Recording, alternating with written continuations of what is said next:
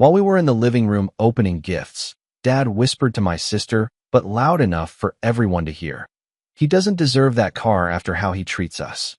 My mom laughed and said, "If he won't lend it to us, maybe we should teach him a lesson and accidentally scratch it."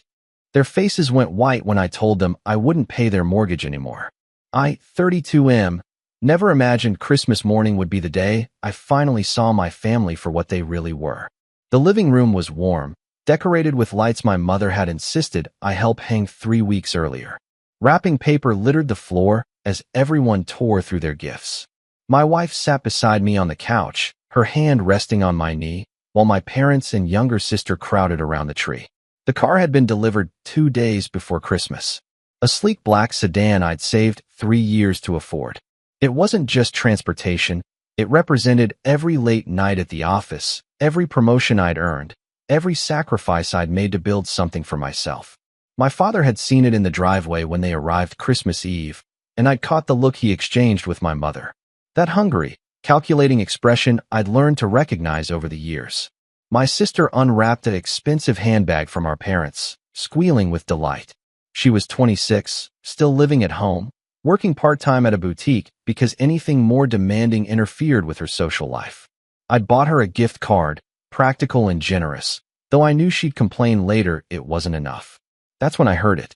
Dad leaned toward my sister, his voice pitched just loud enough that it carried across the room. He told her I didn't deserve that car after how I treated them. The words hung in the air like smoke. My wife's hand tightened on my knee. I kept my expression neutral, watching him from the corner of my eye. Mom laughed, that brittle sound she made when she thought she was being clever. She said if I wouldn't lend them the car, maybe they should teach me a lesson and accidentally scratch it. She drew out the word accidentally, like it was a joke, but her eyes were cold. My sister giggled, adding that I was always so selfish with my things. The room went silent. Everyone suddenly realized I'd heard every word. Dad's face flushed, and he started to backtrack, claiming he was just kidding around. Mom waved her hand dismissively, telling me not to be so sensitive. My sister stared at her phone, pretending she hadn't participated. I stood up slowly. My wife followed my lead, her posture tense. I told them we needed to talk.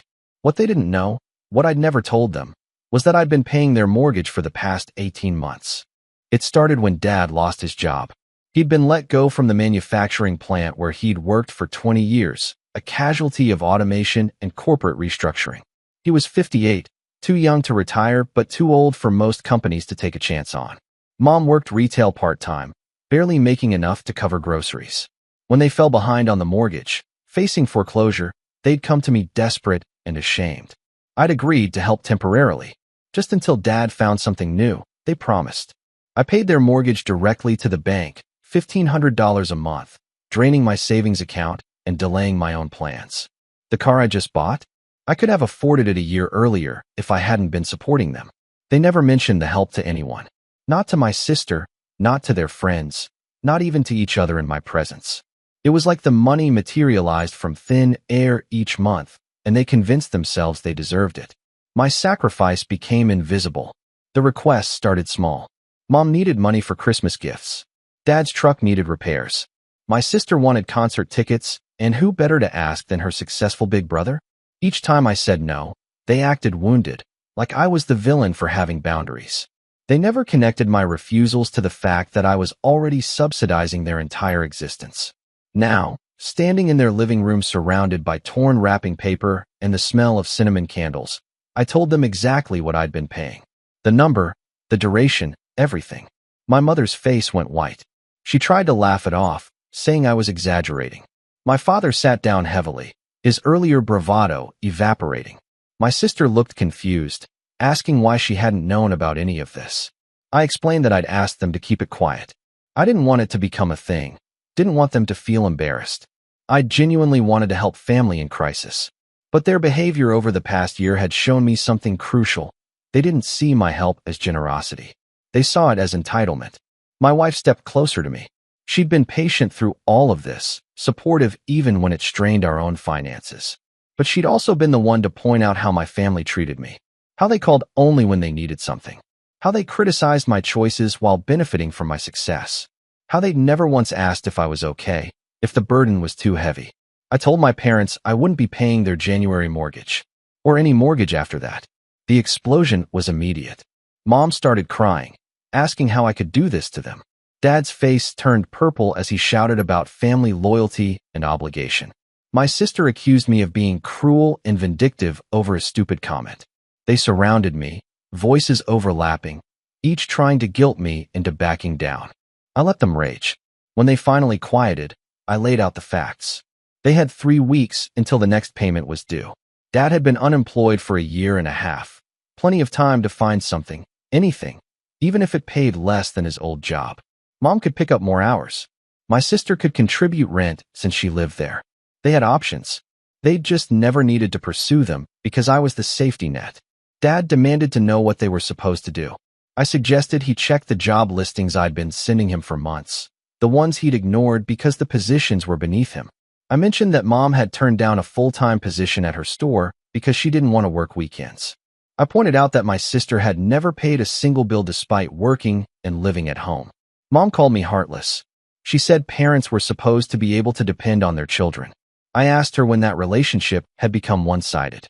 When had it been decided that my financial security mattered less than theirs? When had my hard work become their backup plan? My sister jumped in, defending them. She said I was being dramatic, that they'd just made a joke about the car. I asked her if threatening to damage my property was really just a joke. If disrespecting me in my presence while benefiting from my generosity was funny.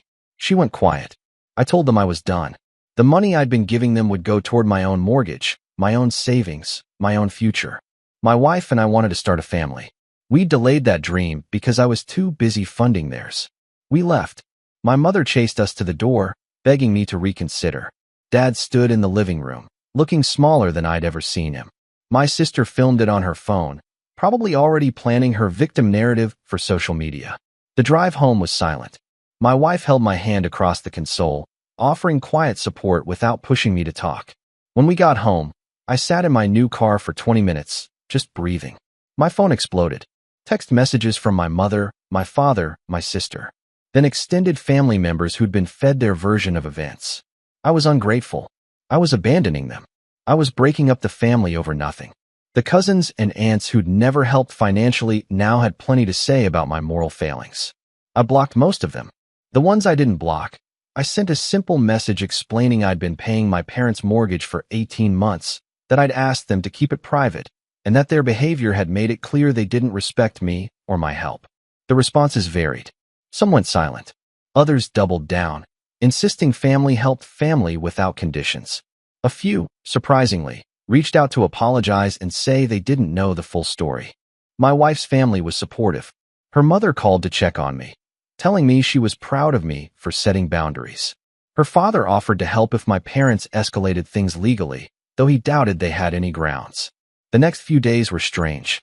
I kept expecting to feel guilty, to second-guess my decision. Instead, I felt lighter. The weight I'd been carrying for a year and a half lifted. My bank account stayed intact. My stress levels dropped. My parents tried everything.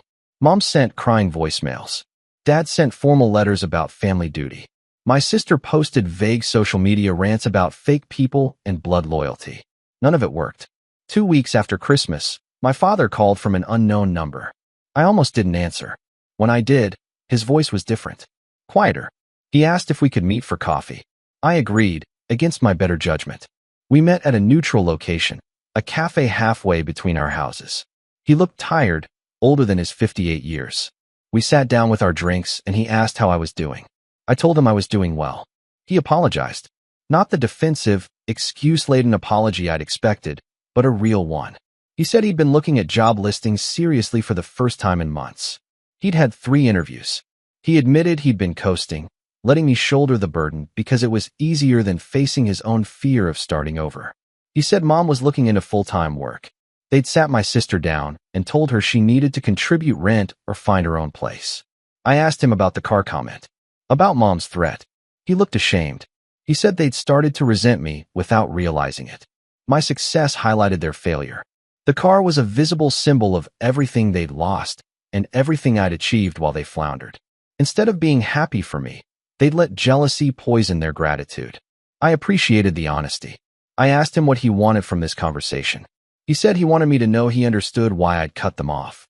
He wasn't asking me to resume payments. He just wanted me to know he got it, and he was sorry. We talked for an hour. It wasn't a full reconciliation, but it was a start. When we parted, he hugged me, something he rarely did. He told me he was proud of me and that he'd failed to say that enough. I went home and told my wife. She listened carefully, then asked what I wanted to do. I wasn't sure yet. Update 1.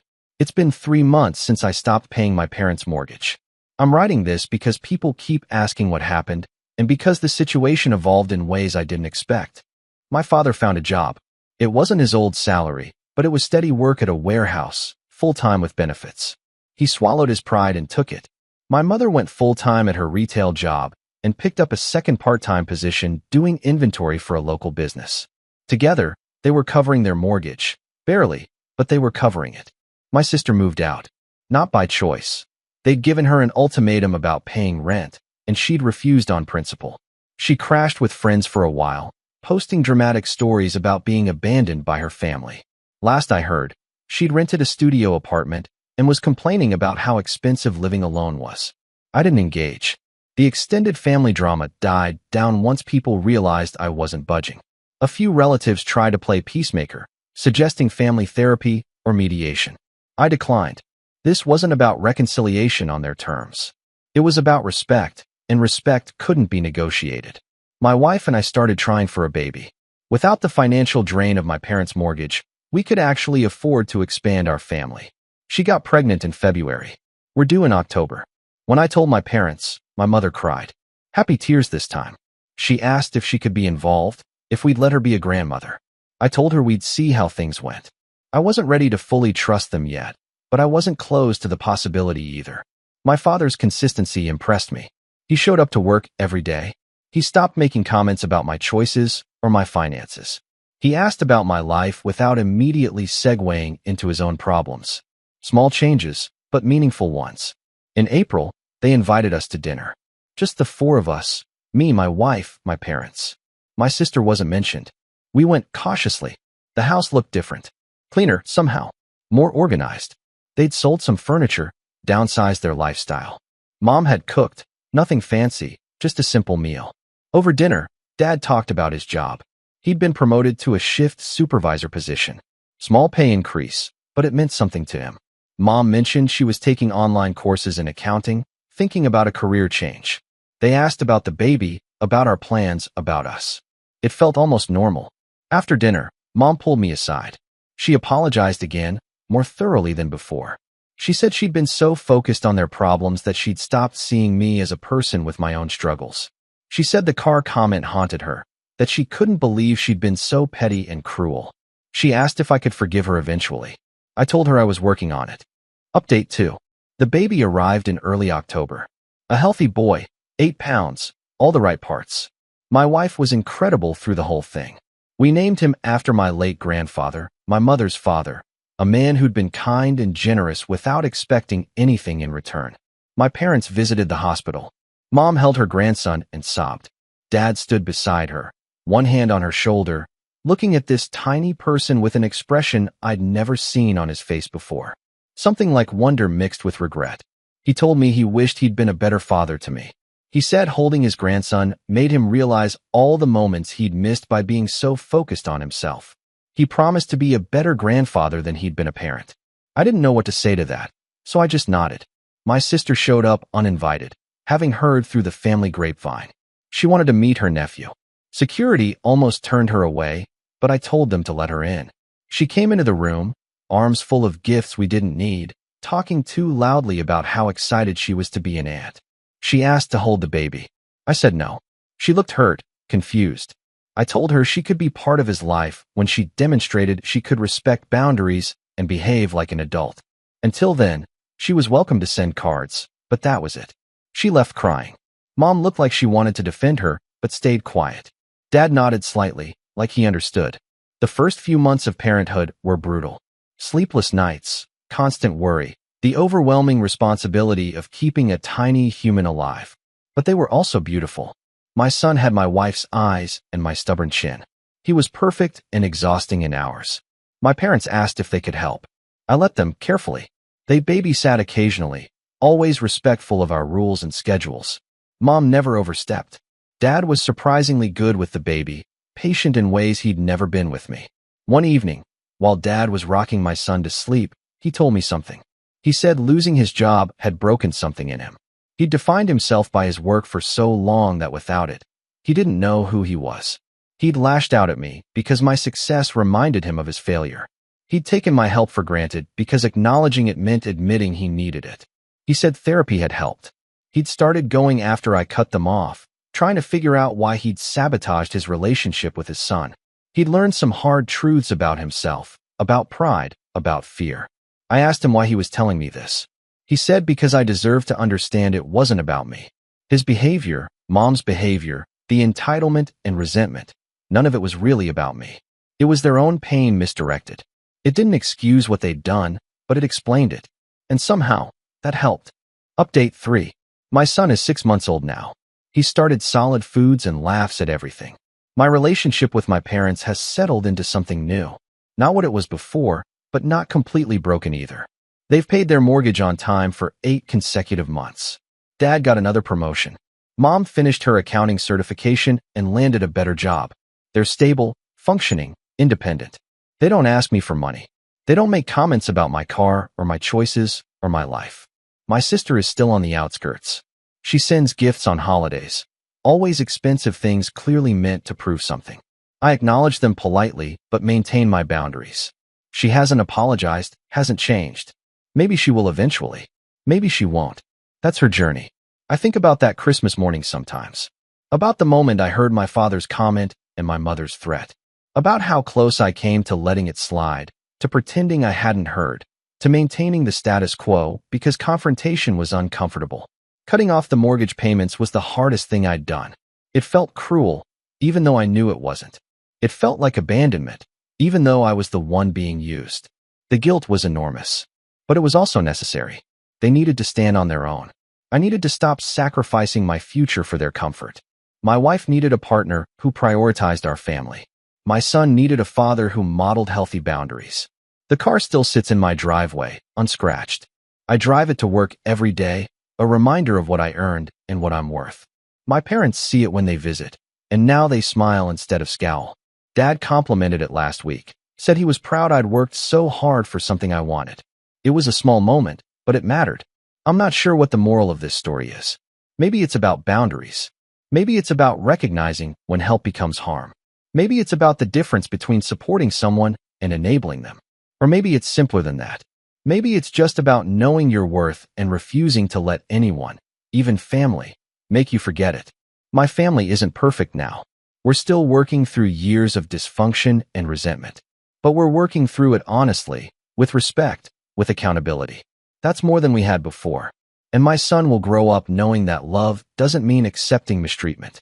That family doesn't mean unlimited access to your resources. That generosity is a gift, not an obligation. He'll grow up knowing he's worth standing up for, just like his father finally learned.